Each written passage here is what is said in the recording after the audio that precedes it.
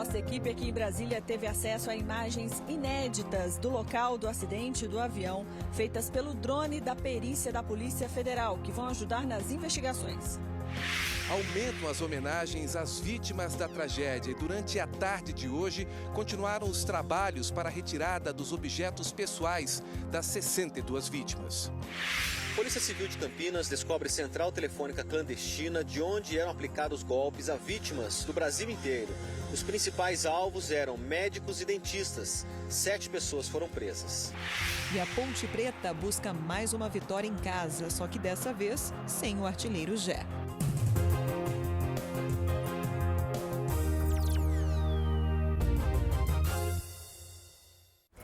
Boa noite, seja bem-vindo aqui à nossa redação. Uma boa quinta-feira para você, agora às 7h05. A Polícia Civil de Campinas prendeu hoje 7 integrantes de uma quadrilha suspeita de aplicar golpes em médicos e dentistas. As vítimas são de todo o Brasil. Gustavo Biano acompanhou essa operação, vai trazer para a gente todas as informações a partir de agora, ao vivo aqui no EPTV2. Boa noite para você, Biano. Para você também, Natália. Boa noite a todos. A gente está aqui na frente do 11º DP, que recebeu denúncia de golpes, começou a investigar um caso e chegou até um suspeito e começou a investigar esse suspeito, que era aqui da região onde eles atuam. Foram 2 meses, então, acompanhando os passos desse suspeito, e hoje, quando ele chegou em uma casa que fica na região central de Campinas, os policiais invadiram o local e identificaram que ali funcionava, então, esta central telefônica, onde foram presas 4 mulheres e foram presos 3 homens. De acordo com a investigação da polícia, eles atuavam apontando aí vítimas, né? O alvo deles principal era profissional da área da saúde. Então eles ligavam para médicos, para dentistas. O que a gente conseguiu apurar aqui agora há pouco é que essa quadrilha tinha informações privilegiadas de uma empresa que seria um plano de saúde. Então, com esses dados, eles ofereciam, né, serviços para esses profissionais da saúde, ofereciam empréstimo consignado, acesso a instituições de saúde. Eles também mandavam mensagens alegando que essas pessoas estavam devendo, estavam com pendências em cartórios e acabavam ali aplicando golpes, além de pedir dinheiro, também doações para pessoas carentes. De acordo com a investigação da polícia, essa quadrilha ela conseguiu lucrar milhões de reais e fez vítimas no Brasil inteiro. Durante a ação da polícia, além das pessoas presas, foram apreendidos computadores, celulares, os veículos dos suspeitos também foram apreendidos. Durante a fuga, ali um dos criminosos acabou se machucando. Tudo isso foi gravado por câmeras de segurança e a gente preparou uma reportagem que você confere agora. É uma tentativa de fuga. Lucas Luiz Serão, de 26 anos, corre para escapar da polícia, enquanto um comparsa dele também cai do telhado no chão. Lucas pula um muro e sai correndo. Ele foi preso, segundo a polícia, e teve que ser socorrido no Mário Gatti, onde levou 70 pontos na perna por um corte provocado pela concertina, que é essa cerca com lâminas cortantes. Ele também teria sofrido 3 fraturas na lombar. Agora, repare na continuação do vídeo anterior que o comparsa dele continuou no quintal e se escondeu. Depois, ouviu reclamação da moradora por terem quebrado o encanamento. E, na sequência, aparece saindo pelo portão e indo embora como se nada tivesse acontecido. O homem já está identificado pela polícia.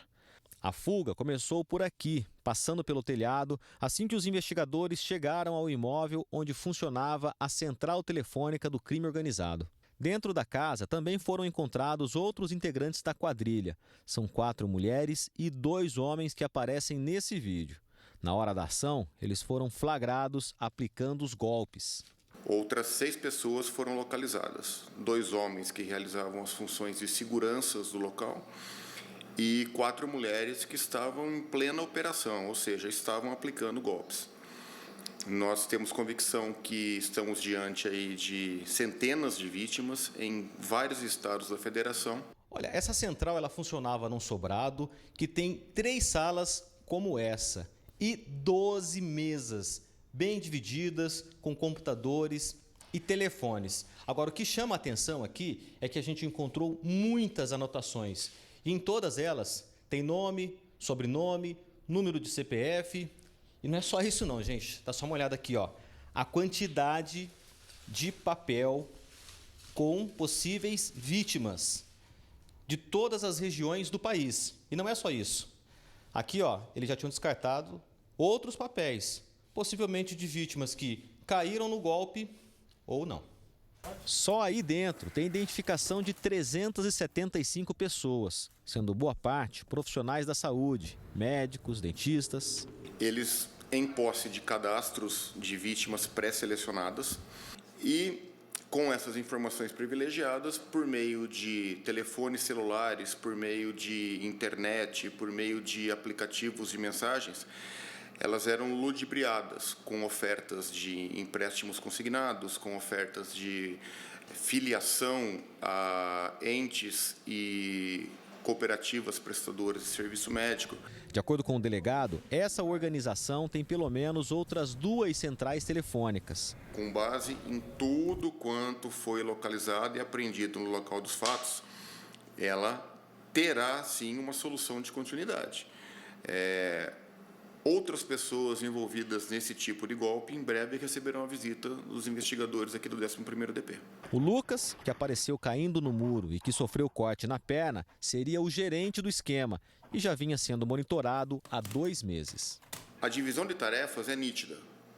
A pessoa que era alvo do nosso acompanhamento há 60 dias era o responsável pela gerência do local. As mulheres, justamente pela condição feminina, pela educação, pela meiguice, eram incumbidas das tratativas telefônicas e, por meio de dispositivos de informática, focadas nos golpes. E existe ainda um terceiro elo, que seria o indivíduo responsável pela coordenação das outras centrais telefônicas, repito, que já foram identificadas através da ação operacional de hoje. Olha, ainda de acordo com o Dr. Sandro, essa quadrilha usava robôs para disparar mensagens. A ocorrência ainda está sendo apresentada aqui no 11º DP. Daqui a pouco 6 das 7 pessoas presas vão ser levadas aí, as mulheres para a Paulínia e os homens para o 2º DP. E o Lucas, que a gente mostrou aí, ele está internado, está no Mário Gatti, sob escolta da Polícia Militar. A gente conversou aqui com o advogado que acompanha essas pessoas presas, Dr. Arthur Eugênio. Ele disse que os suspeitos negam o envolvimento com o crime. Natália.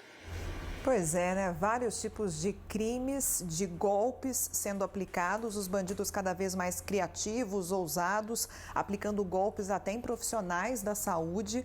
Só que não existe crime perfeito, a polícia conseguiu descobrir tudo e prendeu então essa quadrilha. Muito obrigada, viu, Biano, pelas informações. E a polícia desmantelou também uma quadrilha que falsificava sabão em pó depois que um caminhão foi interceptado na rodovia do Açúcar, no bairro Araspaineira, em Salto, ontem de manhã. Nós tivemos acesso às imagens hoje. 23 pessoas foram detidas e 3 foram presas em flagrante.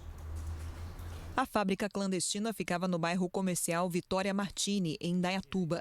Lá dentro, os agentes encontraram mais de 12 toneladas de sabão em pó, tudo falso. Além de todo o maquinário para a fabricação do produto, a estrutura criminosa contava com uma gráfica exclusiva para fazer as caixas de papel. As embalagens tinham a marca de uma fabricante bem conhecida. No caminhão apreendido em Salto e que era monitorado pela polícia, os agentes encontraram mais de 20 toneladas de sabão. De acordo com os investigadores, a apreensão total é de cerca de 40 toneladas. O proprietário da gráfica e do galpão, o gerente e um outro funcionário foram presos em flagrante. As outras 23 pessoas foram ouvidas e liberadas. A polícia afirmou que os presos vão responder por crimes de violação do direito autoral e organização criminosa. E segundo a polícia, muitas pessoas que foram detidas nessa fábrica clandestina em Indaiatuba trabalhavam há pouco tempo no local, não sabiam da irregularidade e nós não conseguimos contato com a defesa dos 3 presos em flagrante. Falar de coisa boa agora, começou hoje a Festa do Peão de Barretos. E durante esses 11 dias, a gente traz uma cobertura especial aqui para você. Quem chega direto da nossa redação de Barretos é o repórter Murilo Badessa, ao vivo, com todas as informações. Boa noite para você, Murilo.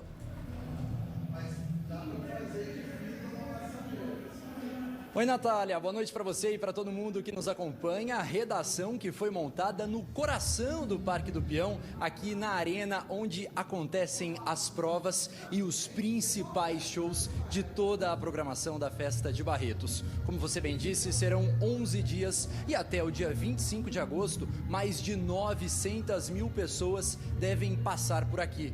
Vamos dar uma olhada do lado de fora da nossa redação, ver como está a arena nesse momento. O pessoal já começou a chegar para esse primeiro dia. Estão ocorrendo as provas com os animais, o team penning, que está neste momento, começou às 7 da noite e a partir das 11 da noite já tem show no Palco Estádio, que é o principal de todo o Parque do Peão. Se apresentam nesta quinta-feira o Luan Pereira, a Lauana Prado e também o DJ Lucas Beach. A noite começa com o sertanejo e termina com o eletrônico para agradar, claro, todo mundo. Uma das principais novidades desse ano aqui em Barretos é a presença de trios elétricos. Pois é, vai ter axé por aqui com a presença de El Chan, Cláudia Leite, tem também Michel Teló no trio elétrico, enfim, uma programação muito grande. São 24 horas de programação todos os dias, o Parque do Peão nunca para. E o que a gente mais gosta de ver por aqui são as histórias, né, Natália? Das pessoas que vêm para curtir. São pessoas de todo o Brasil que viajam quilômetros e quilômetros e esperam por esse momento que é a Festa do Peão de Barretos. Estaremos de olho com reportagens, entradas ao vivo e são 2 milhões de metros quadrados aqui no Parque do Peão. Andaremos tudo isso daqui, Natália, para contar todas as novidades. É só chamar que a gente chega com as informações de Barretos 2024.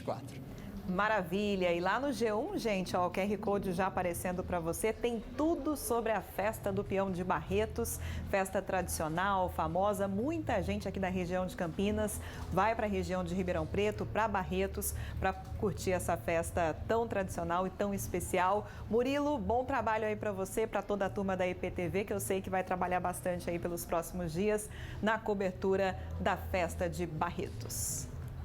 Vamos falar da previsão do tempo? Se fizer um friozinho à noite aí em Barretos, ninguém liga, né? Curte a música, esquenta, tem calor humano também. Por aqui ainda tá mais gelado à noite e de manhã. À tarde que melhora um pouquinho, né, Júlia? Boa noite. Boa noite, Nath. Boa noite para você que nos assiste. Quem tá curtindo realmente não se importa muito se faz frio, se faz calor. Pra gente, o frio tá indo embora, devagarzinho. Como você falou, de manhã e de noite, geralmente tem mesmo uma temperatura um pouquinho mais baixa, mas o frio mesmo, durante o dia, ele tá indo embora. E tem um sistema de alta pressão atuando forte aqui no centro do país, que inibe a formação de nuvens de chuva. Então, além do frio ir embora, a gente tem um cenário de tempo firme e tempo seco. Tão seco que amanhã a gente tem, inclusive, um alerta importante sobre a umidade relativa do ar. A nossa região, ela deve ficar em estado de atenção com níveis entre 30% até 20%, 21%. Vemos aqui no mapa, né? Então, nossa região fica em tons amarelos aí. E esses níveis críticos de umidade, eles são um alerta para a saúde, porque eles podem provocar problemas respiratórios, irritações nos olhos, no nariz, na garganta. E também, a gente sabe, aumenta o risco de incêndios em áreas de vegetação. Então, atenção para esse alerta de amanhã em relação ao índice de umidade relativa do ar. Mudando aqui a nossa tela, nós temos então reforçando a situação de tempo firme, sol em todo o estado de São Paulo, nem sinal de chuva e muito calor. Olha só, máximas de 33 graus em algumas cidades da região, como Iracemápolis e Nova Odessa, as mínimas entre 11 e 14 graus, então as mínimas também já vão subindo gradativamente. Tabela da precipitação, né, que é a chance de chuva, totalmente zerada. Em Cosmópolis, amanhã amanhece em 14 graus, uma previsão, a máxima de 33, e aí durante a noite, como falamos aqui, começa a refrescar um pouquinho, fica em 21 graus, então uma noite fresquinha para Cosmópolis na sexta-feira. Outra cidade que durante a tarde também promete calor é Indaiatuba, com máxima de 32 graus, amanhecendo também em 14, e durante a noite fica 20 graus. Previsão estendida para Socorro, a gente tem um final de semana pela frente de muito muito calor. Então, olha só, no sábado máxima de 30 graus e no domingo máxima de 31. A semana também já começa bem quente, inclusive, adiantando aqui, na semana que vem a gente tem o início aí de uma onda de calor, com vários dias seguidos com as temperaturas acima da média esperada. Por isso que segunda-feira tem essa previsão dos 31 de máxima em Socorro e em várias outras cidades da região. E para encerrar, Santo Antônio de Posse, com a previsão de chuva, para os próximos 15 dias não temos chuva prevista, então reforça ainda mais a situação de tempo seco. E o alerta que a gente fez no início aqui da previsão em relação à umidade relativa do ar, porque em dias de muito sol e sem chuva, esse índice ele vai lá para baixo, isso não é nada bom para a nossa saúde. A nossa saúde sente demais, ainda mais a gente, né? Começamos a semana ali com temperaturas bem baixas, chuva e agora esse calorão de uma vez no fim da semana, com as temperaturas altas e a umidade bem baixa. É isso, se protejam então, principalmente no final de semana, quem estiver em Barretos ou em outros lugares aqui do estado, aproveitando o descanso, sempre com muita segurança e cuidando da hidratação. Tá bom então, Júlia, muito obrigada. Júlia trouxe pra gente aqui um alerta em relação à saúde. Tem outro alerta aqui para você. O Ministério da Saúde iniciou hoje um centro de operações de emergência em saúde para coordenar as ações contra a monkeypox, antiga varíola dos macacos. A Organização Mundial da Saúde elevou ontem o nível de alerta para a doença em todo o planeta. No estado de São Paulo, os casos dispararam do ano passado para cá. Do início do ano até esta semana, foram 359 casos registrados pela Secretaria Estadual da Saúde. No mesmo período do ano passado, foram 85 casos. Isso representa um aumento de 322%. Em Campinas, levando em conta os anos de 2022 até agora, a ocorrência da doença vem oscilando. Em 2022, foram 96 casos o ano todo. Em 2023, apenas 1. E até agora, nesse ano de 2024, 8 registros. A infectologista da Secretaria de Saúde de Campinas orienta sobre como evitar a doença. Essa cepa 1B, ela tem a que está circulando agora, ela tem uma característica de dar uma doença mais sistêmica. A pessoa tem febre, aumenta gânglios, né, que são as famosas ínguas, e tem lesões espalhadas no corpo inteiro.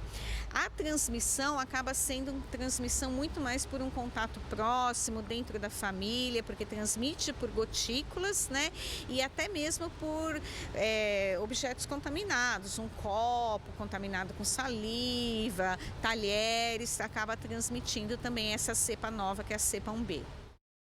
Bom, na região de Campinas, as cidades de Indaiatuba, Piracicaba e Limeira não registraram casos da doença esse ano. Sumaré tem 3 casos agora em 2024. E depois do intervalo, tivemos acesso a imagens em 3D da Polícia Federal que vão servir de análise na investigação do acidente aéreo em Vinhedo. Detalhes para você daqui a pouquinho no próximo bloco. Tem também o futebol. A Ponte Preta joga em Campinas amanhã. A Macaca está em busca de mais uma vitória em casa, só que dessa vez sem o atacante Gé. Voltamos em instantes.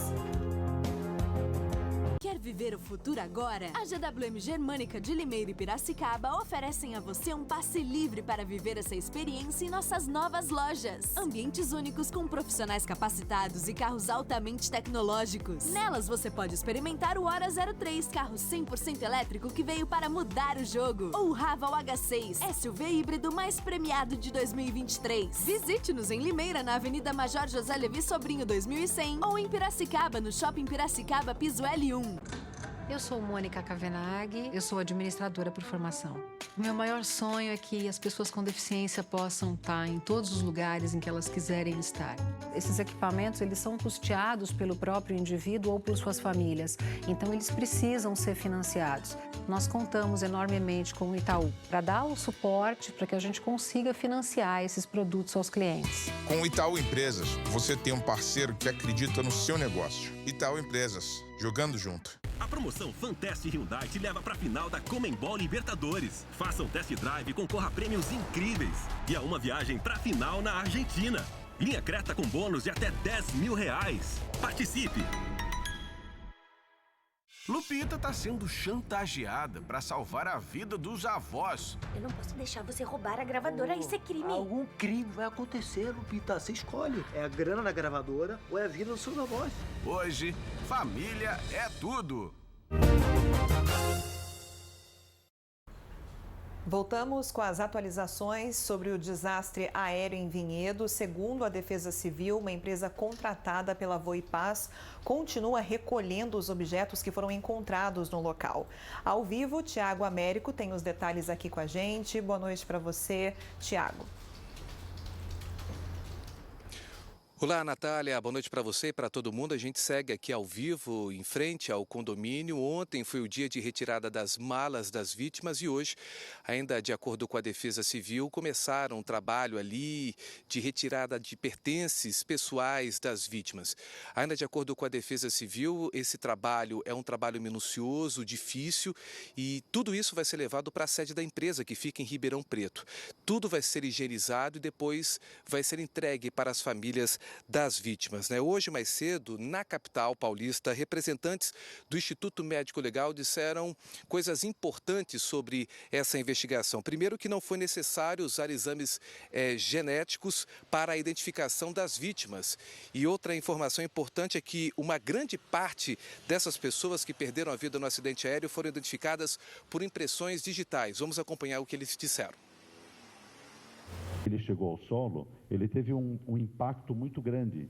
Então, todos passageiros e tripulantes, tiveram morte instantânea por traumatismo. Daí a nossa liberação, por conta do politraumatismo, que foi o nosso diagnóstico nos 62 passageiros. Grande parte das vítimas encontradas nesse caso estavam com as mãos preservadas. Isso ajudou muito, inclusive, naqueles pouco carbonizados. Eu não sei se houve um comando da tripulação de que estavam em emergência ou se as pessoas perceberam com essa queda acentuada, mas muitos corpos estavam naquela posição. Além da identificação dactiloscópica, o trabalho da odontologia legal, ou seja, a comparação das arcadas dentárias dos cadáveres com suas imagens radiológicas prévias, porque passaram, obviamente, por exames odontológicos em seus locais de origem. O exame antropológico também, que é aquele exame que identifica as características fenotípicas dos cadáveres, peso, altura, sexo, compleição, sinais particulares, por exemplo, tatuagens, cicatrizes, fraturas pré-existentes, a presença de próteses corpóreas, próteses mamárias ou de membros, etc. e tal. Então, o que nós imaginávamos, inclusive, é que algumas dessas vítimas, pelo próprio estado de carbonização, seria necessário o concurso do exame de DNA, mas contando com a expertise do nosso pessoal, ontem conseguimos que essas vítimas fossem identificadas pelos métodos médico-legais tradicionais. Só complementando o que as autoridades disseram, todas as vítimas já foram identificadas e o corpo de 42 já foram liberados. Ontem, o Jornal Nacional deu com exclusividade uma transcrição do que havia sido captado na cabine do avião que se envolveu nessa tragédia. O gravador de voz registrou que, ao perceber que o avião estava perdendo a sustentação, o copiloto perguntou o que estava acontecendo e que era preciso dar mais potência para estabilizar a aeronave. Ainda de acordo com a reportagem, em análise preliminar, não se identificou alertas sonoros que poderiam guiar a investigação sobre as causas, como alarme de presença de fogo, falha elétrica ou de pane do motor. Moradores aqui de Vinhedo continuam prestando homenagens às vítimas e a gente fez mais cedo algumas entrevistas com as pessoas que às vezes vêm de longe para orar e prestar as últimas homenagens. Acompanhe. Desde que eu soube da tragédia, né, me emocionei muito e eu estava o tempo todo querendo vir trazer as flores em homenagem às vítimas dessa tragédia. Tenho que a minha neném fez, e a bíbliazinha dela, em homenagem às crianças, que ela ficou muito emocionada quando eu disse para ela que tinha 2 crianças e principalmente um cachorro, porque ela gosta muito de animais. Ela desenhou aqui as 2 crianças, né? Ela se emocionou mais por ela ser criança, então ela desenhou o menino e a menininha e os 2 anjinhos, e o cachorrinho e um anjinho em cima, porque ela gosta muito de animais. E embaixo ela desenhou 6 pessoas. E aí eu trouxe até aqui para deixar em memória as vítimas dessa tragédia. Olha, agora à noite tem pouquíssimo movimento, né? A imprensa estava até mais cedo aqui e o que a gente pôde perceber é que tem gente de várias localidades, né? Nós encontramos aqui mais cedo uma família que veio de Brasília, estava por Itu passeando e fez questão de vir aqui fazer as últimas homenagens. Movimento quase não existe, não tem pelo menos imagens de Corpo de Bombeiros, Defesa Civil, até porque essa era um pedido dos moradores aqui da região. E como a gente percebe, em frente à placa aqui do Residencial Recanto Florido, aumentaram as homenagens. São mais jarros de flores que as pessoas que passam por aqui ou que ficam sensibilizados com essa história trágica acabam vindo aqui e deixando mensagens, bíblias e fotografias, até do cãozinho que também estava na aeronave no momento em que ela perdeu a altitude e acabou atingindo o Residencial Recanto Florido. Natália, a gente entrega para você com essas imagens das homenagens que não param de chegar aqui no condomínio. Com você. A gente o tempo inteiro pensa nessas pessoas, principalmente na dor das famílias. Não dá para imaginar a dor dessas pessoas que ficaram com essa saudade, com as lembranças desse trágico acidente. Obrigada, Tiago Américo, pelas informações. E a gente sabe também que a Polícia Federal está investigando a queda do avião da Voipaz. Hoje a nossa equipe em Brasília teve acesso às imagens inéditas que foram feitas pelo drone da PF em Vinhedo. A Viviane Abreu está chegando aqui com a gente, vai explicar como que esse material pode ajudar a esclarecer as causas dessa tragédia. Boa noite para você, Viviane. Boa noite, Natália. Boa noite para todo mundo. A gente está aqui em frente ao Instituto Nacional de Criminalística da Polícia Federal e hoje a gente conversou aqui com os peritos que estavam aí em Vinhedo no local do acidente. E eles que vão fazer o laudo, né, que estão preparando esse laudo para o inquérito que a Polícia Federal abriu para verificar as responsabilidades pelo acidente. Nós passamos a manhã aqui conhecendo como é o sistema de escaneamento com drones que consegue reproduzir no computador as condições do local depois da queda do avião. Então, a posição dos destroços, dos corpos e até das casas ali ao redor que ficam registrados mesmo depois da limpeza do terreno e da retirada das bagagens e dos pedaços do avião dali. Esse trabalho, então, fica à disposição da polícia e também da Justiça, né, para questões aí futuras. Então acompanhe a reportagem com as imagens inéditas. Esses drones são usados pela Polícia Federal para investigações de qualquer tipo de crime. Esse aqui é o mais recente que saiu em missão. Foi para Vinhedo mapear toda a área onde o avião da Voipaz caiu. O equipamento é quase um mini avião, voa a 58 km por hora e pode chegar a 120 metros de altura. Então ele é um drone, ele não é pilotado, você só informa qual área que você quer mapear e ele voa e faz o mapeamento, as fotos, tudo sozinho. A vantagem desse tipo de drone, comparado com um drone tradicional, que é o drone que tem 4 motores, né, que voa como se fosse um helicóptero, é que ele consegue voar muito mais rápido, gastando muito menos bateria. Então você consegue cobrir uma área muito maior com menos baterias, com menos pousos e decolagens do que você conseguiria com o drone tradicional. Fizemos uma simulação aqui na área externa da Polícia Federal com o mesmo drone usado no trabalho em Vinhedo. Ele faz fotos em larga escala, não consegue focar em pequenos objetos, não. E aqui está registrando o nosso trabalho.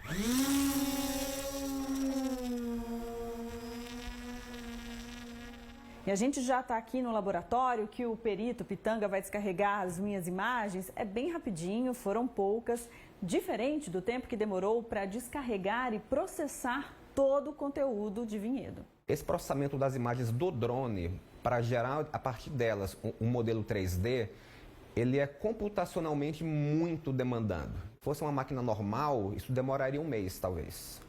A gente tem 3 máquinas bem parrudas, com bastante recurso, e é por isso que demorou pouco. Esses 3 dias foram muito pouco, na verdade. Aqui a gente mostra as imagens em 3 dimensões feitas no condomínio Recanto Florido, logo na noite do acidente. Ao todo, foram cerca de 700 fotos do local feitas pelo drone.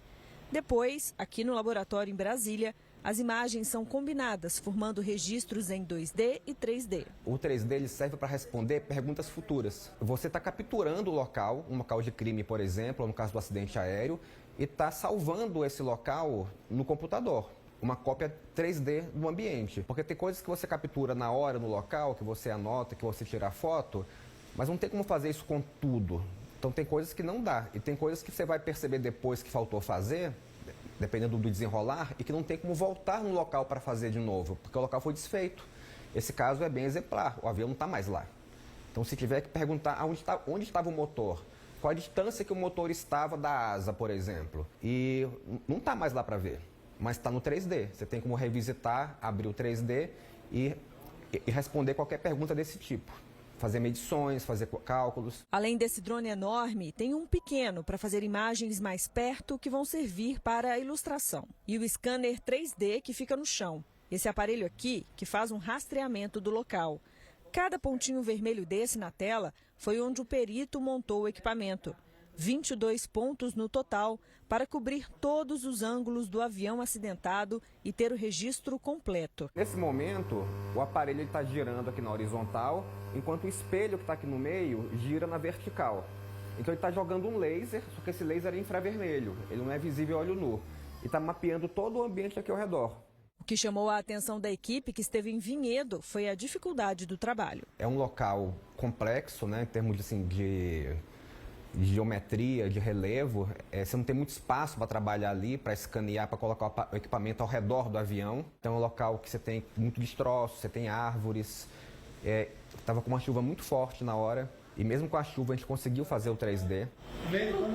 Tem como você abrir de novo e mostrar ele.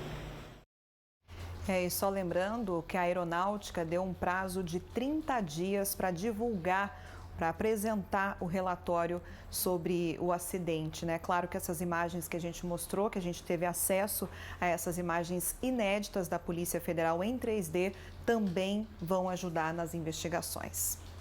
Vamos de esporte agora. A Ponte Preta entra em campo amanhã para enfrentar o Goiás. É a estreia em casa pelo segundo turno da Série B. E para chegar à 7ª vitória seguida diante da torcida, vai ter um desfalque importante. Só que tem gente pedindo espaço na equipe. Quando a fase é boa, o sorriso vem fácil. Eu até brinquei com os meninos, que os meninos falaram que foi sorte. Falei, vocês estão de brincadeira. Palavras de quem garantiu no finalzinho o empate da Ponte, na última rodada lá em Curitiba.